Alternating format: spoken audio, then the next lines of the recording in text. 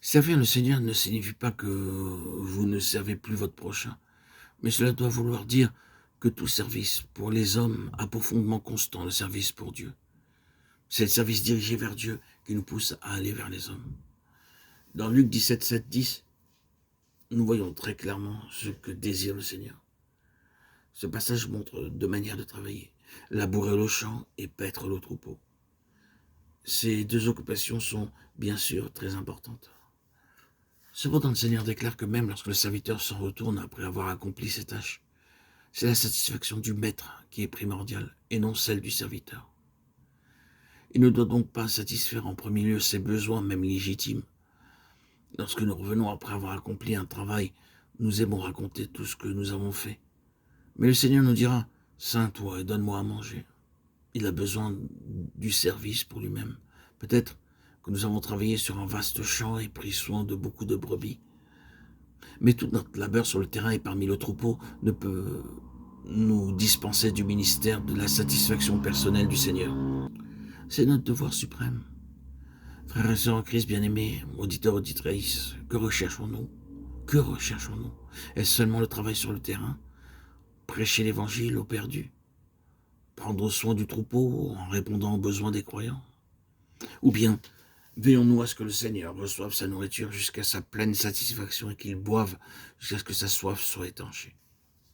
Bien sûr, il nous est aussi nécessaire de boire et de manger, mais cela ne doit se faire qu'après avoir satisfait le Seigneur. Nous aussi, nous devons nous réjouir, mais cela ne peut se faire que lorsque sa joie est complète. Posons-nous la question, le service que nous faisons doit-il être pour notre satisfaction ou pour celle du Seigneur?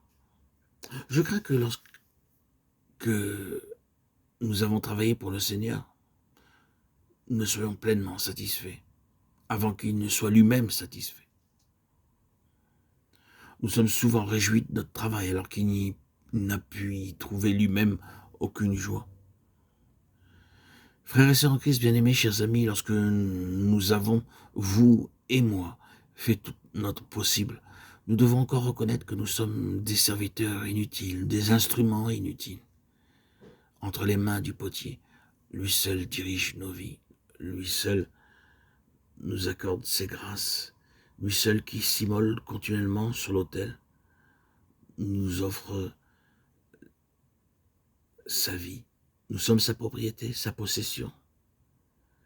Lui seul prend nos fardeaux, notre responsabilité. Nous sommes souvent réjouis de notre travail alors qu'il n'a pu y trouver lui-même aucune joie. Frères et sœurs en Christ, bien-aimés, chers amis, lorsque nous avons, vous et moi, fait tout notre possible, nous devons encore reconnaître que nous sommes des serviteurs inutiles, des instruments inutiles. Notre but, ce n'est pas de servir des personnes, ni servir l'Église, mais de servir le Seigneur. Et bénis sont ceux qui peuvent faire la différence entre servir les pécheurs ou les saints et servir le Seigneur. Un tel discernement ne s'acquiert pas aisément. C'est seulement en persévérant que nous serons différenciés entre servir le Seigneur lui-même et servir la maison. Malgré tout, si le Saint-Esprit peut agir dans nos vies, il pourvoira également à ce besoin. Frères et sœurs en Christ, bien-aimés, auditeurs, auditrices, abonnés, recherchons la grâce de Dieu afin qu'il nous révèle ce que signifie vraiment le servir lui-même.